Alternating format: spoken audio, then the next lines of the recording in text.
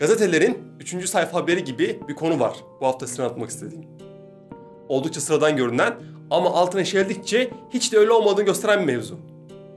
Aradan 16 yıl geçmiş olsa da akıllarda hala soru işaretleri bırakan bir cinayet meselesi.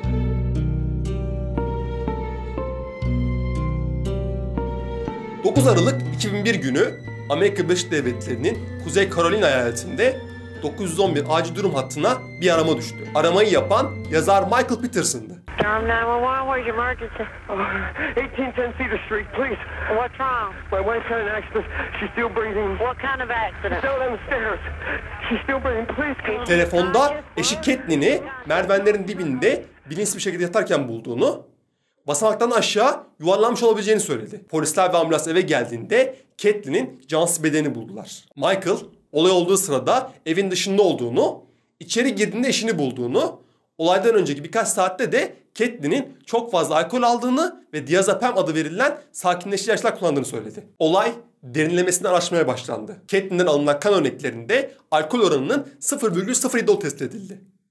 Yani Michael'ın ifadesindeki çok fazla alkol aldığı bilgisiyle tam anlamıyla örtüşmüyordu. Yapılan otopside ise 48 yaşındaki kadının gırtlak kemiğinin kırık olduğu ve kafasının üzerinden boynuna doğru uzanan hafif ama sert bir cismin açılmış 7 farklı yaranın olduğu bulundu. Otopsiye göre kadının ölümünün temel sebebi bu yaralardan kaynaklı kan kaybıydı. Yaralar meydana geldikten yaklaşık 2 saat sonra hayatını kaybetmiş olmalıydı. Adli tıp uzmanları olay yerindeki kan izlerinin merdivenden düşüş sırasında meydana gelmiş olduğunu açıkladılar. Ama polis müfettişleri kafadaki yaraların böyle bir düşüşle oluşamayacağına karar verdi. Tüm olayların tam ortasında duran tek şüpheli ise yazar Michael Peterson'dı. Her ne kadar her fırsatta reddetse de kısa süre sonra cinayetle suçlandı ve yargılanmaya başladı. Akıllarda ise hala bu bir kaza mı yoksa bir cinayet mi sorusu dolanıyordu. Yargı süreci devam ederken işler karmaşık bir hal almaya başladı. Peterson'ın özel hayatı araştırmaya başlanınca medyada daha görünür hale gelmeye ve halkın dikkatini çekmeye başladı olay. Savcılık Michael Peterson'ın eşcinsel bir hayat yaşadığını ve askerlik hizmetiyle ilgili yanlış beyanlarda bulunduğunu iddia etti. Mr. Peterson was bisexual.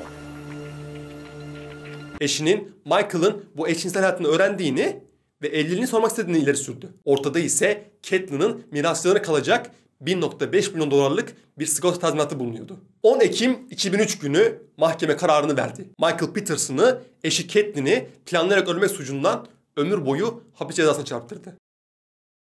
Herkes bu işin kapandığına ve Michael Peterson'ın katil olduğuna ikna olmuştu ki 2009 yılında kimsenin beklemediği bir iddia ortaya atıldı.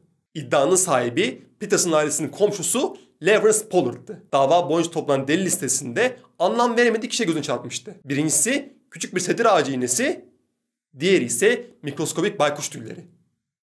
İddia çok şaşırtıcıydı. Acaba katil bir baykuş muydu?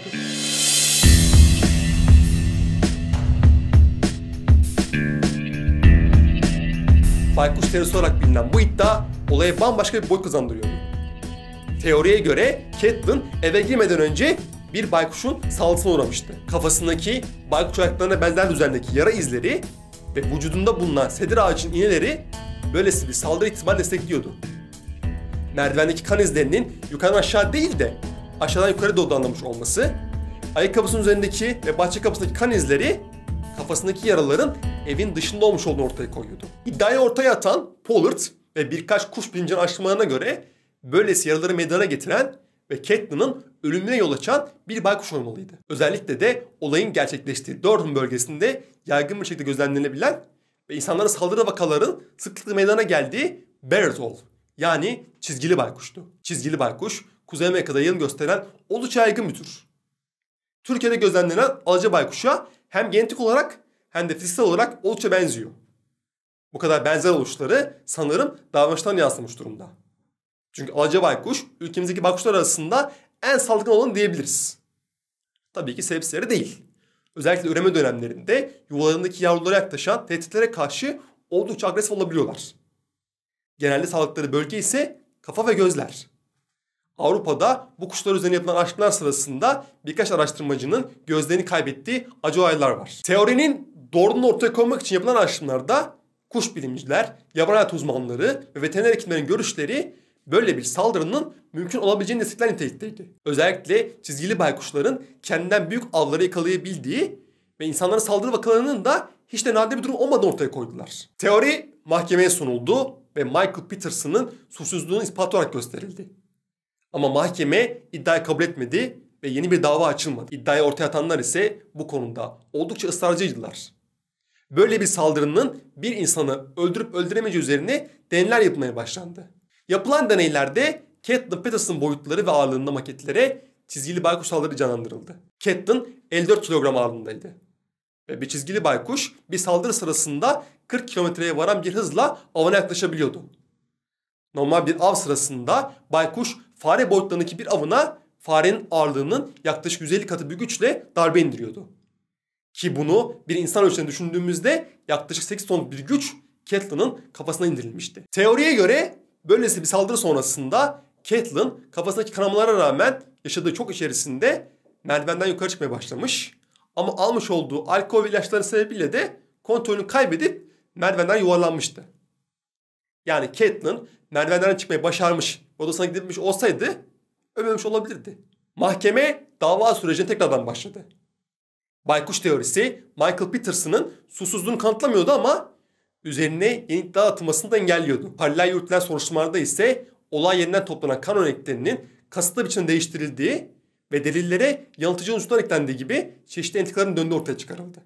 16 Aralık 2011 günü Michael Peterson 300 bin dolarlık kefalet bedeliyle hapishaneden çıkarılarak ev hapsine alındı. 24 Şubat 2017'de ise mahkeme nihai kararını verdi. Amerika Birleşik Devletleri'nin hukuk sistemine özgü olan Alford savunması adı verilen bir sistem sayesinde dava son dönemine girdi. Bu sisteme göre suçlunun suçunu kanıtlamayacak kadar delilin olduğu, ancak suçlunun suçu işlediğini kabul etmeyiş durumunda hakim ya da jüriyi ikna edebiliyor olması esas alınıyordu. Sonuçta mahkeme Peterson'a 86 ay hapis cezası verdi. Halihazırda 10 yıldır hapiste oluşan dolayı da tahliyesi gerçekleştirildi. Geride kalan 16 yılın ardından dava kesin bir şekilde sonuçlanmıştı. Cinayet davası olarak başlayan bu kafa karıştırıcı olay dünya çapında bilinen büyük bir gizem haline dönüştü. Üzerine filmler, belgeseller çekildi. Netflix tarafından hazırlanan 13 bölümlük The Staircase mini dizisi yapıldı. Ama cinayet hikayesi hiçbir zaman tam olarak aydınlatılamadı. Michael Peterson hiçbir zaman suçlu olduğunu kabul etmedi. Mahkeme nihai karar vermiş olsa da akıllardaki soru işaretleri hiçbir zaman tam olarak cevaplandırılamadı. En önemli soru ise oracıkta hala duruyordu. Katil baykuş muydu?